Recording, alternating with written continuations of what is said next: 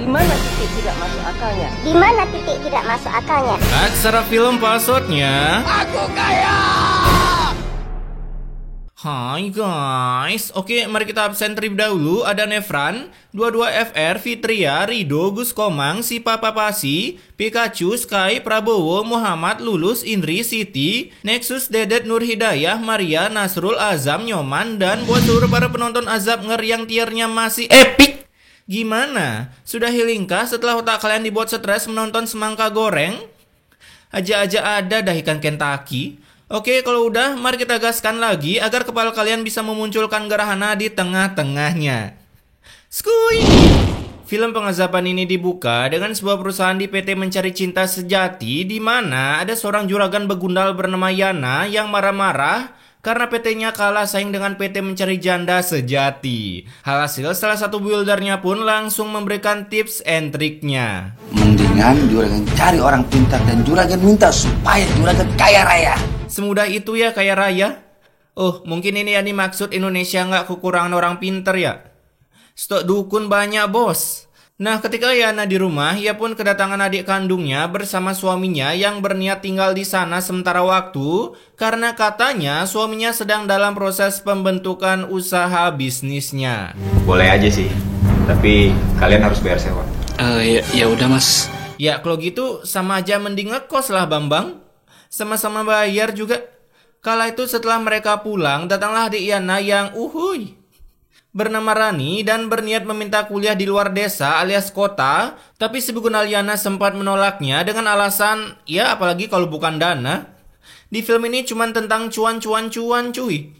Malam harinya builder Yana pun mengantarkan Yana ke salah satu orang pintar di Indonesia. Ya, tapi bukan pintar nilep uang rakyat, apalagi menggiring opini-opini yang bersifat hoax. Namun beroja sampai si Yana sempat tak percaya karena kalau memang dia orang pintar yang bisa bikin orang kaya raya, harusnya hidupnya nggak miskin begini dong. Iya juga ya, bisa pesugihan tapi nggak memperkaya diri sendiri. Ya, jawabannya palingan cuman pelatih nggak ikutan main. Nah, saat masuk ke dalam markas para orang pintar, mulailah muncul efek-efek klip berwarna merah yang entah ini apa. Nggak ngerti dah gue. Lalu keluarlah The King of Smart People, buset. Nggak ada smart-smartnya kayaknya. Dimana si smart people ini langsung memberikan persyaratannya yang membuat Yana terbagongkan karena kamu harus sediakan tumbal. si Yana harus mencari tumbal proyek yang beroja login, yaitu seorang bayi yang masih memiliki hubungan darah dengan Yana. Saya minta 7 bayi. Buset dah, itu syarat pesugihan apa manggil naga Shenlong? Terinspirasi dari Goku, gini dah jadinya. 7 bayi, 7 Dragon Ball. Alhasil mendengar 7 bayi itu, si Yana sempat menolaknya karena di mana nyari 7 bayi yang punya hubungan darah Bambang? Masa iya gue harus ngecas mulu? Namun setelah berbicara melalui mic clip on yang tertelan, si Yana pun akhirnya mengiyakan persyaratannya, berharap ketika sudah kaya ia bisa menyaingi kekayaan keluarga Rockefeller. Kemudian beberapa hari berlalu, Yana pun mencoba mengunboxing kuburan, mencari tali pocong yang belum pernah diunboxing sewaktu hidup. Dan setelah menggali sedalam palung Mariana, Yana pun berhasil menemukan, buset, ya kali tali pocong bersih gitu. Nggak ada noda-noda Nutella sama sekali cuy. Setelah unboxing makam, Yana pun disuruh menyerap energi alam agar mode Senin, Selasa, Rabu, Kamis, Jumat, Sabtu, Minggunya bisa aktif. Lalu setelah bertapa 3 hari 3 malam, akhirnya Yana pun bisa balik pulang. Bahkan mendapatkan kabar yang sungguh menjackpotkan karena istrinya dikatakan hamil. Aku harus siap kehilangan anakku sendiri. Ya nggak apa-apa nah, besok isi lagi. Lama-lama kayak air isi ulang aja tuh hidup lu. Di malam yang sama, istri Yana bernama Ina pun berniat melakukan syukuran. Tapi beroja bersyukur, tiba-tiba si bayi seperti sedang adu panco dengan ginjal ibunya hingga membuat perutnya kesemutan. Nah, beberapa bulan kemudian, kesemutan itu pun tak kunjung hilang. Dan saat dicek ke bidan, si bayi pun dinyatakan gagal tercipta ke dunia alias gagal login. Maafin aku Dewi, akulah yang membuat bayi kita keguguran. Minta maaf kok dalam hati. Oh iya ya, Yana kan gak punya hati. Keesokan harinya setelah Yana berhasil memberikan 1 tumbal, ia pun langsung mendapatkan klien dari negara sebelah yang kadang akur dan kadang ingin baku hantam ketika masalah sepak bola. Ya, kalian tahu kan siapa? Oh, klien yang dari Malaysia itu? Betul juragan. Namun anehnya, ini kan orang Malaysia kan? Tapi cakapnya tak nampak seperti Malaysia pun. Kalau begitu untuk tanda jadinya saya berikan cek. Logat Malaysianya mana weh? Alhasil setelah deal, akhirnya Yana pun langsung menjadi orang kaya karena di hari itu juga ia langsung membeli jet racing yang super kencang hingga membuat para woman ini terbagongkan. Ayo kita jalan-jalan yuk. Ayo. Bisa-bisanya langsung di test drive di malam itu juga. Besoknya setelah membeli mobil racing, Yana pun memberikan istrinya gelang emas 1 terabyte karat yang harganya melebihi harga diri kalian. Sampai membuat Ina pun super duper senang, bahkan sampai menumbuhkan hormon-hormon di tubuhnya, karena besoknya Ina pun langsung dinyatakan hamil. Wah, tips and triknya buat yang belum punya anak nih. Hadiahin aja emas. Tapi seperti biasa, setelah 4 bulan mengandung calon member FF, perut Ina pun tiba-tiba kram lagi, bahkan berisikan banyak noda darah di lantai yang artinya bayinya gagal login lagi. Sementara di tempat Yana, ia pun tentunya gacor parah lagi karena telah mendapatkan 2 tumbal bayi. Nah, setelah banyak cuan, akhirnya si Yana pun bisa membeli rumah yang lebih elit lagi. Tapi sang istri walaupun sudah disuguhkan kemewahan demi kemewahan, hatinya pun tetap hampa karena belum bisa meloginkan seorang anak. Ya emang sih rugi juga banyak uang tapi nggak punya anak cuy. Kayak nggak ada tujuan hidup gitu. Asik. Karena keluh kesah istrinya itu membuat Yana pun memutar otaknya. Terlebih lagi otaknya berputar sangat tepat dengan keadaan karena saat makan malam ia pun mendapatkan kabar kalau adik kandungnya positif hamil. Mendengar kabar itu tentunya membuat ginjal si Yana menggonggong dengan kencangnya karena ia tak perlu lagi menumbalkan anaknya sebagai ladang pencari cuan. Terlebih lagi di malam yang sama, Yana pun datang ke Smart People-nya untuk mengganti target penumbalannya. Nah, adik saya ini lagi hamil. Ambil aja anaknya, Bah. Bisa santuy gitu ya ngomongnya. Setelah memberikan foto target, adik Yana bernama Nina ini pun mulai kesakitan hingga hampir tershutdownkan di tengah jalan. Beruntung datanglah para minion ke sana membawa Nina ke rumah sakit yang tentunya langsung diberikan kabar yang memBGST-kan karena anak Nina harus berpulang sebelum login. Lalu di sisi lain, Yana pun kala itu sedang berpidato di PT NR Usaha Mandiri Sejahteranya. NR? Indosiar? Oh, PT Indosiar Usaha Mandiri Sejahtera toh. Dimana katanya PT itu baru diresmikan dan yang namanya usaha pasti ada aja yang nggak suka. Karena seorang minion pun mulai menggosipi Yana, mencurigai Yana menggunakan cheat Esoyam. Atau anaknya Pak Arifin kalau hamil kan selalu aja keguguran. Terus Pak Arifin juga tambah kaya. Bisa-bisanya tuh udah poin ke sana ya. Udah kayak detektif aja nih mak. Ya gini nih kalau emak-emak keseringan main criminal case di Facebook. Singkat cerita setelah 4 tahun berlalu dan Yana pun secara terus-menerus menumbalkan janin adik kandungnya sendiri. Hingga akhirnya Ina pun berhasil meloginkan seorang bayi. Lah, bayi baru lahir emang udah segede gini ya? Ini si Yana ngecit umur kali ya? Sejak kapan bayi baru lahir kayak gini? Nah saat mereka pulang, di rumahnya pun sudah terjadi open war karena suami Nina meminta cerai akibat Nina selalu gagal dalam meloginkan penerus akun FF-nya. Jangan tinggalin Ayu, aku bisa kasih kamu uang. Sebut aja berapapun yang kamu mau. Buset, udah ditantangin mintalah yang banyak. Terus uangnya dipakai poligami deh. Sesat. Tapi karena otak suami Nina tak kesampaian ke sana, ia pun lebih memilih pergi dari sana demi mengejar cita-citanya mendapatkan pro player janda dengan skin rambut pirang. Malam harinya, Ina yang merasa kasihan dengan Nina, ia pun mencoba berdiskusi dengan Yana tentang mencarikan Nina suami baru atau membujuk suaminya login kembali, tapi kalau perlu, aku beli laki-laki buat dia. Lah, gas bang, DP 1M dulu pakai ongkos pindah dimensi. Gila, saking kayanya sampai mau beli suami buat adiknya. Mendengar itu tentunya membuat Ina marah karena tak semua bisa dibeli dengan uang, tapi tanpa uang kita tak bisa beli apa-apa. Asik. Hasil mendengar itu, Yana pun makin menjadi-jadi menyombongkan dirinya yang katanya kepintarannya mengalahkan Albert Einstein sewaktu ngekos di Nganjuk, bahkan Nikola Tesla sewaktu ngontrak di Bekasi. Ini semua aku dapatkan berkat kepintaran aku dan kelihayan aku dalam berbisnis. Meanwhile, kelihayan aku dalam berbisnis. Kelihayan aku dalam berbisnis. Kelihayan aku dalam berbisnis. Kelihayan aku dalam berbisnis. Ya pinter pakai cheat. Dan akibat Yana menyombongkan dirinya, sebuah ulti Eudora pun bahkan gunung pun ikut meletus karena saking kagetnya mendengar cangkem Yana ngebacot Ria. Di sisi lain ada Rani yang tiba-tiba menangis setelah membaca surat cinta dari Starla yang isinya tentang Nina yang sudah membundirkan dirinya akibat permasalahan dalam rumah tangganya. Ya ilah, nggak jadi deh gue dibeli sama Yana. Padahal udah bayangin punya Civic Turbo. Keesokan harinya ketika Nina dimakamkan, Yana pun mulai berpikir di mana ia harus mencari tumbal lagi. Alhasil dengan otak yang di luar nalar, Yana pun berniat menjadikan Rani sebagai pemasok tumbalnya dengan menjodohkan ia dengan begundal ini. Nah, saat Rani datang, kenalin calon suami kamu. auto kaget dong, lagian yang masuk akal dikit kak jodohin orang. Dikira masih zaman Majapahit apa ya pakai jodoh-jodohin. Mendengar itu tentunya si Rani menolak. Besok saya akan kesini lagi untuk membicarakan kepastiannya bagaimana. Ya ilah, udah jelas-jelas ditolak pakai bilang kepastian. Lama-lama gue tempeleng juga lu. Pokoknya aku nggak mau tahu. Kamu harus nikah sama Wisnu. Lah, kok gue?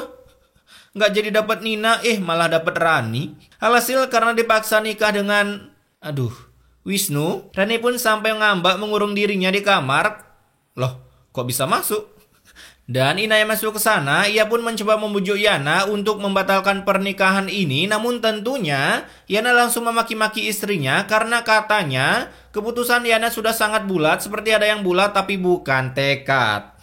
Kemudian besoknya, saat Ina jalan-jalan, ia pun mendengar gibahan dari sekelompok entitas terkuat di bumi, di mana para Ma ini mencurigai si Yana menggunakan pesugihan karena mereka sudah melihat tanda-tanda bahkan karakteristik dari seorang Yana. Asik. Karakteristik nggak tuh? Suruh nikah sama laki-laki tua. Mungkin biar punya anak terus buat tumbal kali. Wih, jago kali nih Mak analisanya.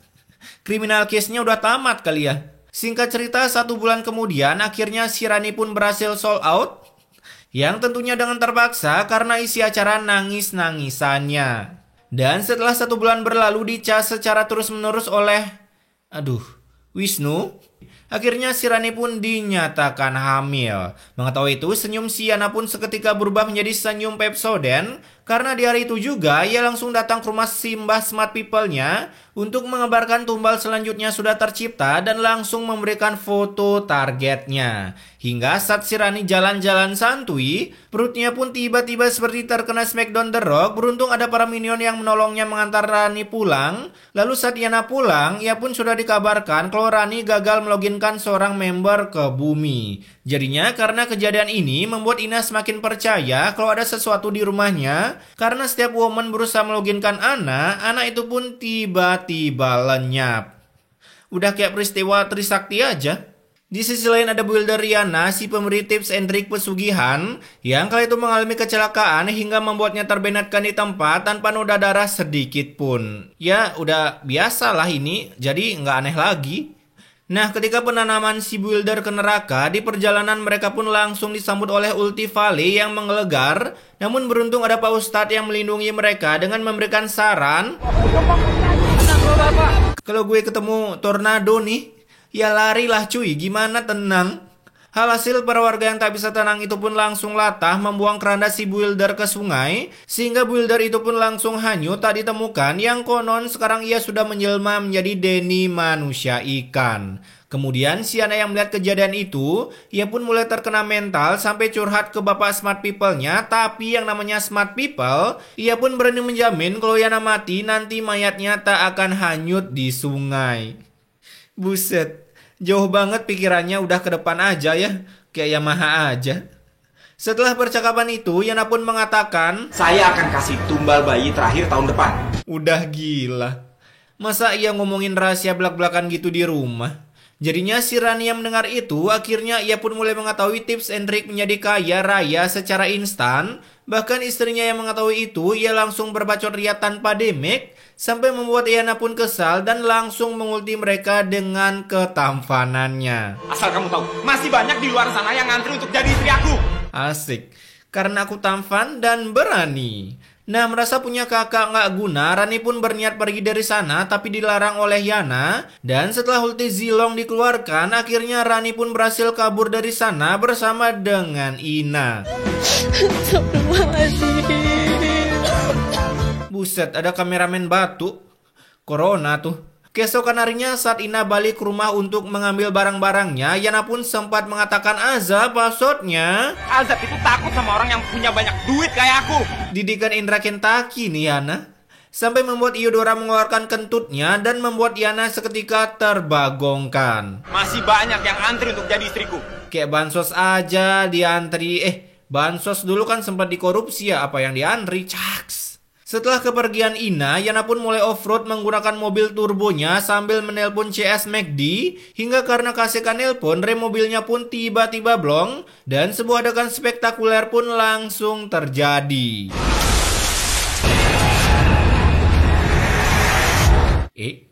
Kok bisa gitu ya? Kecelakaan maut itu pun membuat kaki Yana dipeluk oleh ban mobil sampai ia ngestun tak karuan. Dan setelah stun itu hilang, ia pun mencoba ngesot lalu mengikat kakinya dengan sebuah ranting pohon agar kakinya bisa digunakan. Kok bisa mobil Yana di kebun kayak gitu? Kalau jatuh ke kebun kan kebalik dong mobilnya. Kukira kecelakaannya di pinggir jalan raya, ternyata sampai masuk kebun. Kala itu para minion pun memberikan kabar kalau Yana kecelakaan. Kalau mobilnya Mas Arifin ditemukan jatuh di jurang. Jurang bapak kau, udah jelas-jelas kebun warga. Tapi si Rani yang mendengar itu seketika ia pun menjawab, Saya nggak kenal sama orang itu, Pak. Tumben kali ada MC kayak gini. Biasanya mau jahat kayak Dajjal pun tetap ditolong. Kembali ke Yana, saat berpetualang di kebun warga, seekor ular panji pun terlihat sedang jalan-jalan di sana dan langsung mencium kaki Yana. Digigit ular apa dicolek itu? Setelah congor ular menggigit kaki Yana, ia pun dengan hebatnya masih bisa bertahan. Tapi saat dibuka, ia pun juga begitu kaget melihat kakinya memerah seperti Brody. Kala itu, si Yana mencoba membilas dirinya di sungai sampai seekor buaya pun mendekat dan langsung menggigit tangan si Yana hingga buntung. Ya ilah, itu tangan jelas-jelas kelihatan loh. Kalau mau bikin adegan tangan hilang tuh jangan di dalam air cuy. Karena baju kalau basah bisa nampak tangannya dibawa ke belakang. Tak sampai di sana saja, ketika Yana kembali ke daratan, ia pun harus diserempet oleh seorang nasabah koperasi. Namun beruntung ada Johnson skin angkot yang menolongnya, sehingga Yana pun bisa ditransfer kembali ke rumahnya. Kakinya busuk, habis dipatok ular ini, Bro. Dipatok ular busuk yang ada bengkak cuy. Saat di perjalanan mereka pun sempat tersesat karena selalu kembali ke titik lokasi yang sama. Dan saat masuk kembali ke dalam mobil, seekor ular panji pun lagi-lagi ngespon di sana sampai membuat Ari Ginting dan teman-temannya ketakutan. Buset, real kali ularnya tumben. Gila, geli cuy liatnya. Nah, melihat seekor ular, seorang minion pun mencoba mengusirnya dengan cara... udah gak bisa ditolong dah nih orang. Dikira ngusir tawon apa? Setelah ular itu pergi dan merasa si Yana membawa bencana jika berada di mobil mereka pun mau tak mau mentransitkan Yana ke sebuah gerobak bekas jualan semangka goreng kemarin, hingga sebuah bencana pun kembali terjadi.